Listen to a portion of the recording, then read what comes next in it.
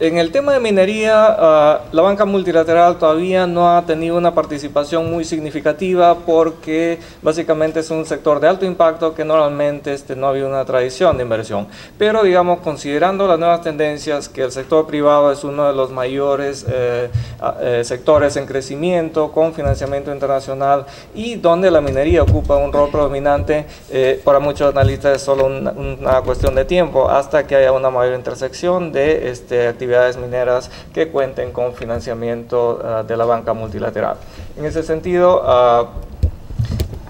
la idea general es que esta es una tendencia que probablemente se venga manifestando y concretando en los próximos años, pero que en general la tendencia es hacia el requerimiento de mayores estándares en la gestión social como parte de los estudios de impacto ambiental de los proyectos. Solo para un poquito entender mejor los requerimientos de los bancos multilaterales, particularmente el BID y el Banco Mundial, que son muy parecidos. Voy a tocar dos ejemplos, el caso de reasentamiento involuntario y el caso de pueblos indígenas.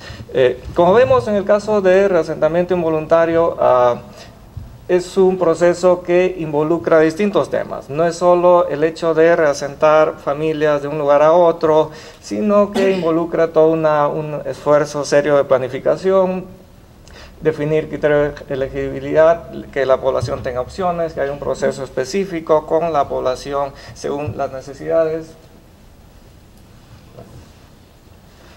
Un mecanismo de quejas y reclamos, presupuesto, planes de reasentamiento en proyectos que involucran obras múltiples, marcos de reasentamiento que luego sean complementados con planes de reasentamiento específicos, derecho de posesión, reconocimiento de la posesión así no haya títulos de propiedad, metodología para valoración de predios que permite un valor de reposición de los bienes perdidos. Y tema de acceso a los servicios básicos, aún si los lugares iniciales no tenían servicios básicos, la idea es establecer servicios que cuenten con estándares mínimos de habitabilidad, apoyo al proceso de transición, un acompañamiento y orientación también. Y la parte importante también que no se ve mucho es la parte de rehabilitación socioeconómica, donde las actividades económicas de la población a ser reasentada, que son muchas veces afectadas, normalmente no se toman en cuenta con el debido detenimiento. Entonces, este es un tema que básicamente se mira con mucho detenimiento. Pero en general, es un programa mucho más sólido del que a veces se acostumbra a tomar los casos de reasentamiento y que necesita una planificación mucho más fuerte de lo que se ha visto en muchos casos de programas de reasentamiento en actividades mineras y no mineras. El tema de pueblos indígenas es algo parecido. Involucra evitar los impactos negativos, pero también un componente fuerte de respeto a los derechos indígenas. Y para eso se toma la legislación internacional, los convenios internacionales, pero no solo los vinculantes, sino también los no vinculantes. No solo el convenio 169, pero también la Declaración de las Naciones Unidas sobre Pueblos Indígenas. Entonces, lo que nos dicen estos instrumentos es que en proyectos que afecten a poblaciones indígenas, y en esto los bancos lo interpretan que incluyen a comunidades campesinas y a pueblos afrodescendientes, es básicamente que si hay una afectación negativa que se identifica, se debería hacer un proceso de consulta previa, libre e informada, donde las comunidades tienen derecho a veto sobre determinado proyecto. Entonces, digamos, son otros estándares normativos y legales que se aplican a estos proyectos. Y en el tema legal es importante que tener en cuenta que cuando un proyecto involucra financiamiento de una fuente internacional, se tiene que cumplir tanto con la legislación nacional como con las políticas específicas de gestión ambiental y social que tienen los bancos. Y en esos casos se usan los estándares más altos, que normalmente son aquellos proporcionados por las políticas de los bancos. Entonces, ¿cómo compatibilizar estas dos cosas? Básicamente a través de la elaboración de planes específicos. Un plan de desarrollo de pueblos indígenas, plan de reasentamiento. Entonces, estos planes compatibilizan estos términos y a nivel operativo establecen los procedimientos a seguirse, y a nivel legal, cuando se firma un contrato de préstamo, luego se tiene que aprobar por el Congreso, y de manera que adquiere un estatus legal que se convierte en un referente adicional para el marco legal. Entonces, es una modalidad distinta de operación porque establece criterios y requerimientos metodológicos mucho más sólidos.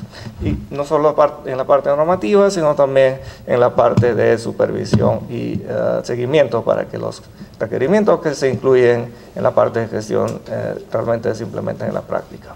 En el tema de la identificación de los impactos sociales, básicamente, tomando el caso de una hidroeléctrica, por ejemplo, se ve que en un momento, y esto básicamente a partir de una historia que aparece en un libro de Paul Farmer sobre una hidroeléctrica en Haití que creó el desplazamiento de un grupo de personas y como consecuencia se produjo su empobrecimiento. Y el tema de empobrecimiento es un concepto principal que habría que tomar en cuenta en los distintos procesos, porque eso lleva a otros elementos como la vulnerabilidad socioeconómica y luego facilita el desarrollo de hábitos perjudiciales como el alcoholismo en muchos casos, y en algunos casos genera las condiciones para la adopción y transmisión de enfermedades de transmisión sexual, como en este caso de Haití, en el caso de SIDA. Entonces, entender esta relación entre procesos de larga, mediana y relación directa en el marco de proyectos específicos, digamos, nos da una mejor idea para poder entender la relación entre distintos eventos, procesos e impactos, dentro de una perspectiva histórica específica. Como mencionaba Marina, muchos de los impactos básicamente se han referido en la parte, el énfasis de los estudios de impacto ambiental se han centrado en la parte amarilla, en la sección A, donde básicamente se incluye alguna identificación del lugar y aspectos demográficos, aunque con significativas deficiencias en los temas de definición de indicadores, que no permiten tener una línea de base adecuada en muchos casos. Pero en la parte de cuál es la influencia del proyecto y cuáles son sus impactos, básicamente es donde hay un menor énfasis y por consiguiente mayores debilidades. Por ejemplo, en el caso de aspectos demográficos se usan distintas fuentes, el censo desactualizado, a veces la enciclopedia, y no se permite identificar adecuadamente cuál es la situación. Tiene un minuto más. Okay, en un sitio determinado. Entonces, por ejemplo, en tema de la migración, se identifica cuál es la migración, pero no cuáles son los resultados de la migración. Hasta qué punto esta migración genera bares, violencia, prostitución, madres solteras, ese tipo de cosas normalmente no aparecen en los EIA. Un tema de los 10 factores más importantes que degradan la calidad de los estudios de impacto ambiental, están aquí incluidos básicamente. Lo pueden ver ahí en la pizarra, pero la idea es que de alguna u otra manera los estudios de impacto ambiental presentan alguna o todas estas deficiencias que de manera acumulada degradan la calidad de los estudios, de manera que al final en muchos casos se ven estudios deficientes. El tiempo, por ejemplo, es una limitación importante que afecta a distintas empresas, pero también hay temas propios de cada una de las en la práctica cotidiana en la elaboración de los estudios de impacto ambiental. ¿Cuánto tiempo me dijo? Entonces, básicamente esa es la idea.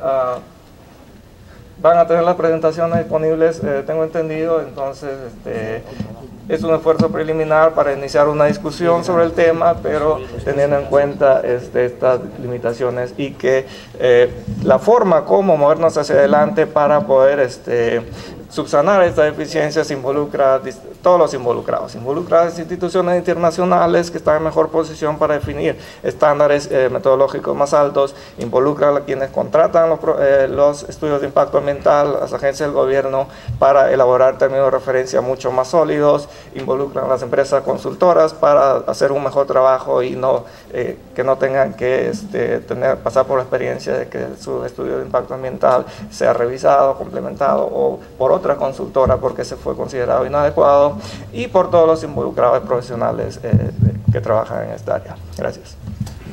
Muchas gracias. Ok, primero empezamos con Raúl Espinosa. Buenos días. bastante conmovido con la central hidroeléctrica del último expositor por los problemas suscitados debido a la filantropía aplicada en muchos casos por esa empresa hidroeléctrica.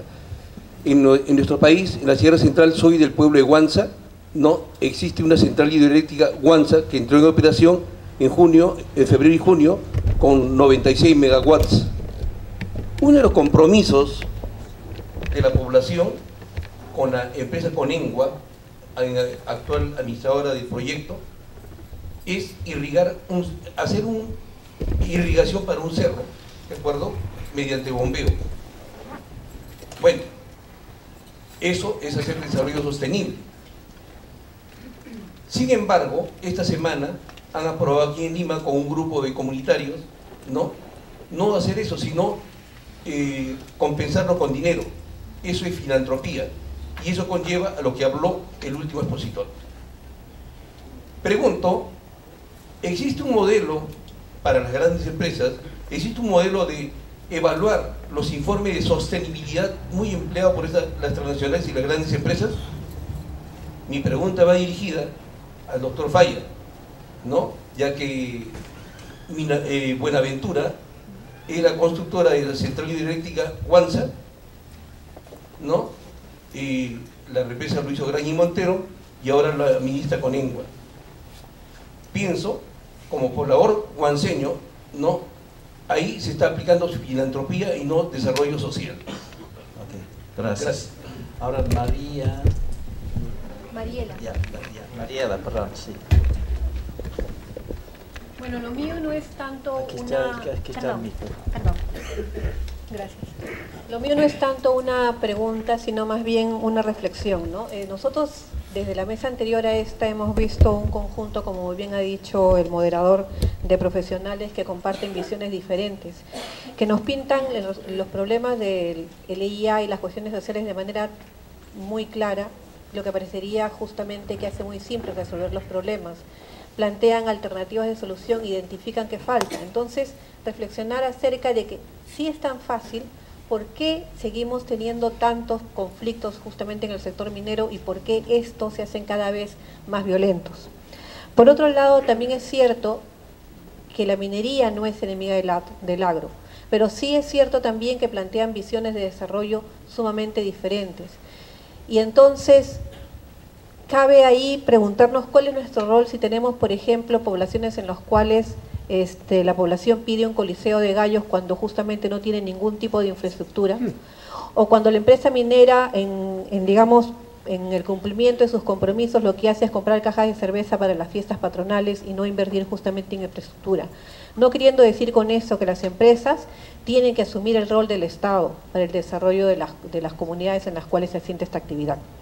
También cabe ponernos a pensar que todo esto es resultado no solo de la falta de capacidad de las autoridades, sino también del seguir pensando que los EIA son parte de un procedimiento administrativo, que al final y al cabo solamente lleva a facilitar la aprobación de la actividad minera.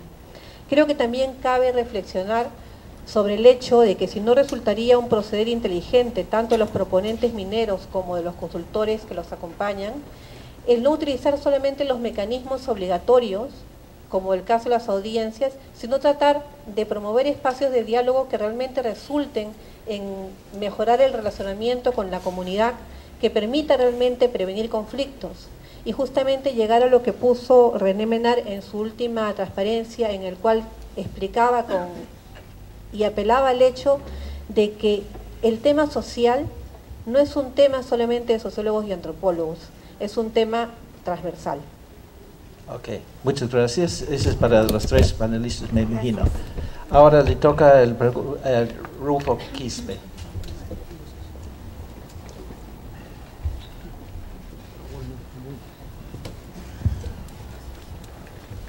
Muy bien, buenos días. Tengo tres preguntas puntuales. El primero es para Jorge Falla. Respecto a una propuesta expresada en el sentido de que la minería promueve el desarrollo y la variable del desarrollo sostenible, teniendo en cuenta que su exposición ha estado plagada básicamente de darnos en contexto de que son 134 procedimientos y un conjunto de procesos que las compañías tienen que implementar.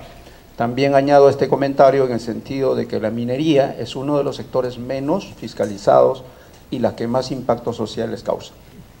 En principio es. En el segundo lugar, para Marina, respecto al tema de la democracia, inversión y desarrollo. Estamos en un espacio público donde todos, absolutamente todos, tenemos un nivel de información y comunicación y estamos, digamos, nivelados en términos de educación.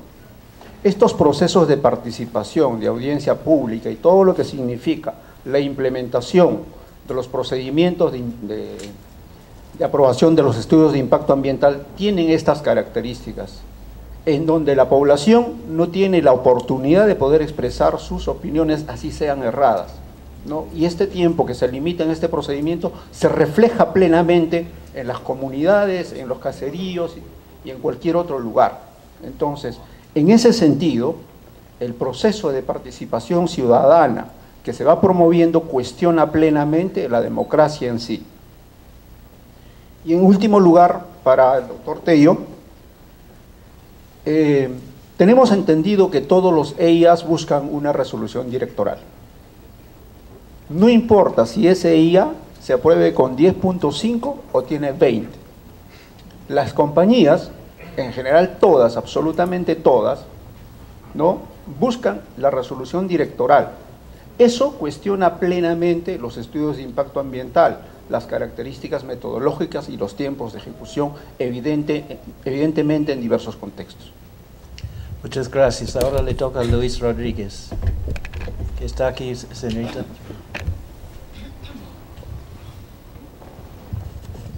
Muy buenos días con todos. Mi pregunta es concreta. Se ha hablado del carácter descriptivo de los EIA, que efectivamente es una suma de indicadores multidisciplinarios. Y también se ha mencionado la necesidad de incorporar el concepto de desarrollo sostenible. Mi pregunta es concreta para sociólogo y antropólogo. ¿Sería necesario incorporar juicios de valor a los estudios de impacto ambiental o simplemente nos quedamos en la descripción tecnócrata, que va de un compromiso? Eso sería todo. Okay, muchas gracias. Ahora dos más. Uno es Marta Aldana, que creo que está por ahí. Sí, para Jorge Falla, ingeniero Jorge Falla, respecto de las audiencias públicas, como también se ha mencionado, sabemos que son una parte del procedimiento administrativo para la aprobación de los estudios de impacto ambiental, y sabemos que existen otros mecanismos de participación ciudadana, pero habiendo tenido ese mecanismo en el sector minero energético desde el año 96, habiendo habido toda una evolución, también como se ha mencionado anteriormente, cuando las audiencias públicas en un principio eran solamente del Ministerio de Energía y Minas y luego pasaron a ser también en las zonas, mejor dicho, directamente en las zonas donde se llevan a cabo los proyectos. La pregunta es cómo optimizar la utilidad de las audiencias públicas, que son parte del procedimiento, ¿no? Digamos que no se va a poder eliminarlas, salvo que también se proponga eso, ¿no? Pero ¿cómo hacer para que las audiencias públicas sean más efectivas, den información relevante y ayuden de manera más óptima al procedimiento de evaluación de los estudios de impacto ambiental? Gracias. Okay, muchas gracias. Finalmente, Liliana Muñoz. ¿Dónde está Liliana? ¿No?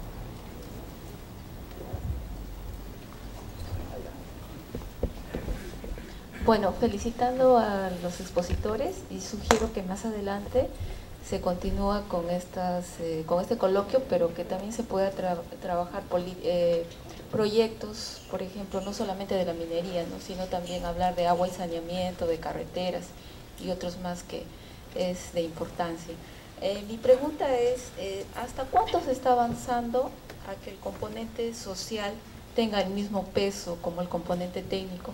Viendo que hay varios proyectos que lamentablemente a veces al componente social lo toman como un relleno, ¿no?, como algo que no es complementario, ¿no? Entonces eso sería importante para las ciencias sociales, la relevancia, hasta cuánto se está avanzando en la supervisión, en la fiscalización, como hace al componente técnico, y eso también para dar mayor realce a nuestro trabajo como profesionales de las ciencias sociales.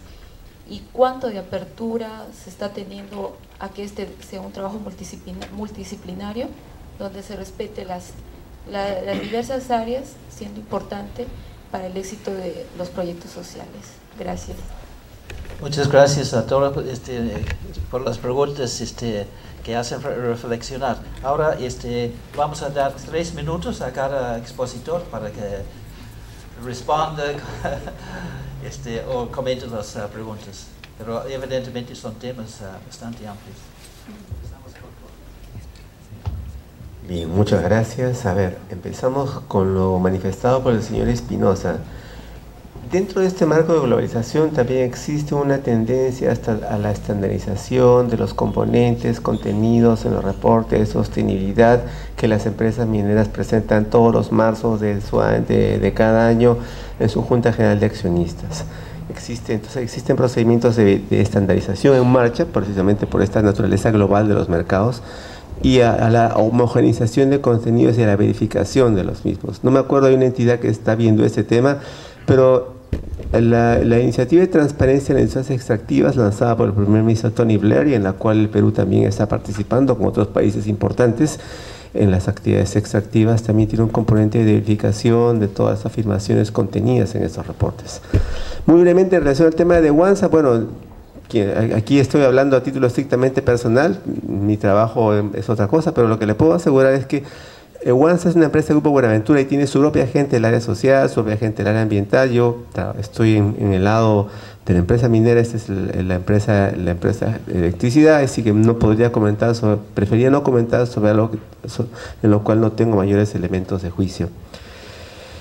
El comentario de la señora María en relación a la cerveza, al coliseo. Sí, pues la tendencia siempre era, bueno, la fiesta patronal, ¿qué te vas a poner? Los toros, los fuegos artificiales, vas a traer el conjunto de música, pero ese tipo de cosas era la actitud paternalista tradicional de las empresas mineras, y lo que le puedo asegurar es que ahora lo que se ve en el campo es que a veces la empresa que quiere tratar de imponer el mejoramiento del canal de riego, pastos mejorados, un vivero, mejoramiento genético de ganado, pero el interés de la directiva, al igual que de las directivas comunales, al igual que de nuestras autoridades políticas, es de corto plazo.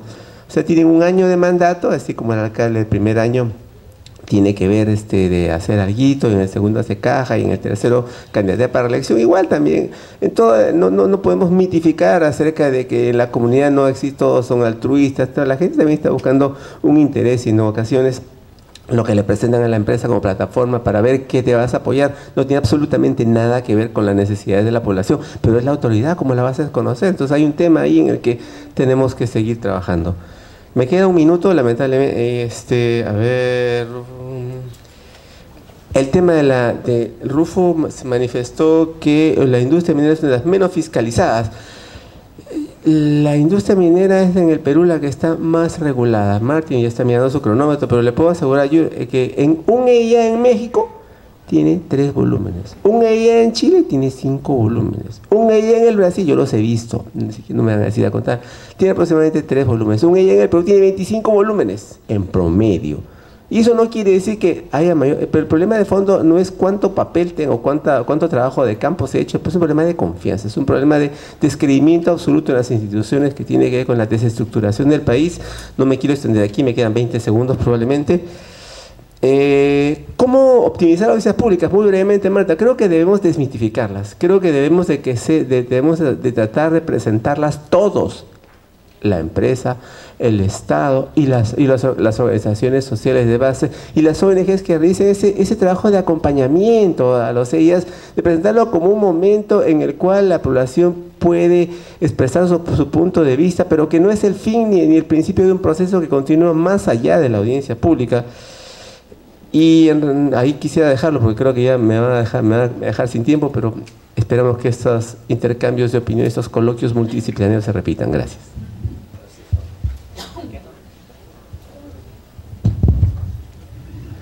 Gracias. Muy brevemente, en el tema del componente social en relación a los temas ambientales, básicamente la idea es que en importancia los temas sociales han ido adquiriendo más relevancia, mayor sensibilización de que los temas sociales son importantes, pero en cuanto a espacio y asignación de recursos y personal, no ha habido un esfuerzo, avances significativos en cuanto a darle mayor prioridad a los temas sociales, y precisamente era uno de los desafíos que presenté. Pero básicamente, y esa es una constante en distintos casos, aun cuando los problemas sociales son los más importantes y de mayor riesgo en un proyecto. Entonces se mantiene esa relación de priorizar temas ambientales por la estructuración, cuestiones legales y parte de todo un proceso, pero es importante tener presente que hay que revertir esa situación. En el tema de WANSA, básicamente una palabra muy breve es que el tema de la compensación económica en las políticas del BID es la última opción a considerarse después de haber agotado otras opciones que tengan mucha mayor sostenibilidad económica y social, como por ejemplo la reposición u otros programas más integrados, específicamente diseñados por especialistas sociales para adaptarse a las circunstancias específicas y las necesidades de la población afectada en función a la afectación a sus circunstancias socioeconómicas, culturales, entre otros. Y esto también me lleva al tema de la otra pregunta sobre cómo hacer más sostenibles las actividades de la gestión social. Muy puntualmente, el uso del marco lógico, que ha sido una herramienta usada por las ONGs por mucho tiempo, que nos permite diferenciar entre resultados e impactos sociales, puede ser un instrumento y un enfoque muy útil para usarlo en el tema de los programas de gestión social también, porque nos permite establecer esta diferenciación, establecer un mayor orden y usar indicadores para poder hacer seguimiento a cuáles son los impactos sociales positivos y negativos de los proyectos. Entonces, tiene que ver con la transición del enfoque a incorporar un enfoque de desarrollo en los programas de relacionamiento comunitario y responsabilidad social corporativa. Aparte de la aprobación directoral de los EIA, ahí el desafío básicamente es hacer una transición de que los EIA simplemente sean un instrumento formal para obtener una aprobación y hacer que sean instrumentos de gestión social efectivos que van a contribuir a la larga a la sostenibilidad social del proyecto y a la habilidad en general. El tema de los juicios de valor. En la parte de ciencias sociales, básicamente el componente subjetivo está presente, no es que si lo queremos integrar o no, sino que ya está ahí. El tema es cómo complementarlo con elementos más estandarizados para que no haya mucha variación entre los análisis de distintos especialistas sociales. Entonces, un enfoque que está dando mayores resultados y mejores opciones es el enfoque y el uso de métodos mixtos en la investigación, que involucra temas cuantitativos con temas cualitativos, temas abiertos, entrevistas estructuradas, no estructuradas, y elementos que nos permiten establecer y cuantificar algunos temas específicos en función a las necesidades, pero abordando de manera integrada los temas cualitativos y cuantitativos. Y el tema de las audiencias públicas, para que sean más efectivas, básicamente una opción es tomar el proceso de recojo de información ya como un enfoque participativo, de manera que la audiencia no sea solo un evento que nos permite tener la opinión y informar a la población sobre un determinado proyecto, sino que ya el equipo que va a hacer la recolección de datos establezca canales de comunicación en doble sentido con la población, de manera que se implemente un enfoque de investigación participativa del comienzo, y de manera que el momento que se llega al evento formal de la consulta ya haya todo un trabajo previo de meses donde la población ya está informada, ha expresado sus preocupaciones que se incluyen en los reportes, y en base a eso ya no es una relación fría, sino algo que ya viene como parte de un proceso. Y entender consulta como parte de un proceso también es fundamental, no solo como eventos específicos.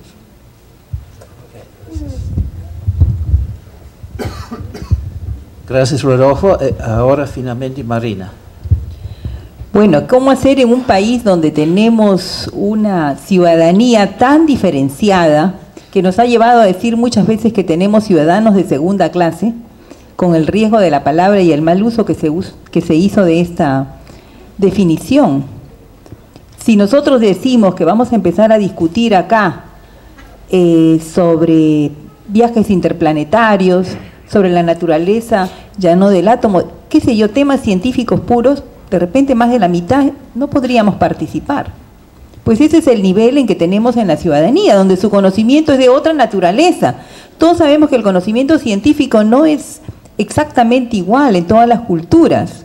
En la mayoría de las poblaciones andinas, de la selva, en general en el Perú, tenemos una educación y una cultura tan diferenciada que entonces nos lleva a pensar de que tenemos que tener diferentes métodos. La audiencia pública debiera ser el cierre, la parte final, pero ya hay experiencias, no digamos debería ser, ya hay experiencias. Conozco, por decir, Río Tinto, para poder presentar su EIA, que todavía está en programación, no se sabe si este año o el siguiente, ya tiene una serie de reuniones en comunidades donde empieza a discutir con las comunidades, porque además no puede hacerlo solo con los dirigentes, porque está el otro elemento que fue mencionado hace un rato, la desconfianza. Se supone que podríamos tener un grupo de dirigentes, les hacemos un curso de capacitación y los dirigentes van a poder replicar, en fin. Eso no funciona en el Perú, por mucho que esos dirigentes estén súper capacitados. Tenemos que llegar a los niveles amplios, con información genérica, pero suficiente. A los niveles intermedios, a los niveles dirigenciales mayores. Y eso no se hace con una audiencia donde tenemos un coliseo lleno, siempre y cuando hayamos tenido 20 procesos previos, como por ejemplo se estaba programando en esa experiencia, podría ser válido. De lo contrario, es más bien un fracaso y posible confrontación. Segundo, la evaluación de las implicancias de cada acción y la posibilidad de negociar. Efectivamente, la negociación, el pago, la compensación económica debiera ser la fase final.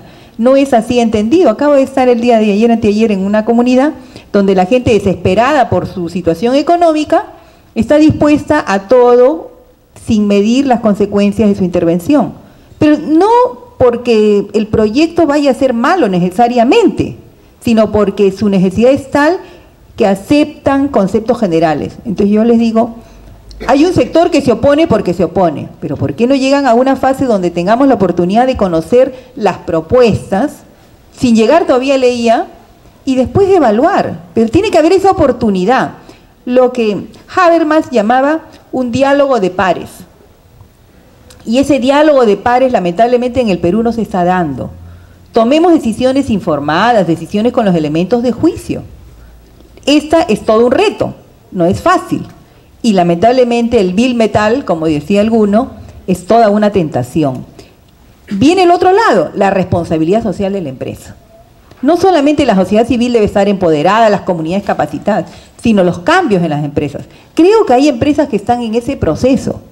No son todas, pero ya hay empresas significativas, con cambios significativos, donde calibran también y que su personal además está orientado a eso, no es solo un marco conceptual. Finalmente, en ese proceso, y con eso termino, no es el EIA un instrumento del Ministerio del Ambiente, no es un instrumento que solamente deba tenerlo un sistema de gestión ambiental, es un instrumento que debiera servir para concertar un acuerdo de todos y que, como bien fue mencionado, debiera ser además sujeto de monitoreo, de evaluación, para su cumplimiento, pero también para su respectivo ajuste, porque en determinado momento algún elemento puede hacerlo variar. No es un elemento que uno ya lo guarda y lo sigue al pie de la letra, en lo fundamental, en varios aspectos probablemente, porque no podemos mover las piedras así nomás, pero en los aspectos sociales estos se enriquecen, y también en los aspectos físicos, químicos, etcétera, porque cada día hay más descubrimientos y conforme se va llegando a la operacionalización se puede complementar. Entonces el EIA cumple una función, pero en la labor de monitoreo creo que es todavía todo un reto para el Perú y en general para la mayoría de los procesos de inversión. Gracias. Bueno, muchas gracias a nuestros tres expositores y a ustedes por sus preguntas que han dado pie a unas reflexiones finales. Con eso terminamos esta sesión. Muchas gracias.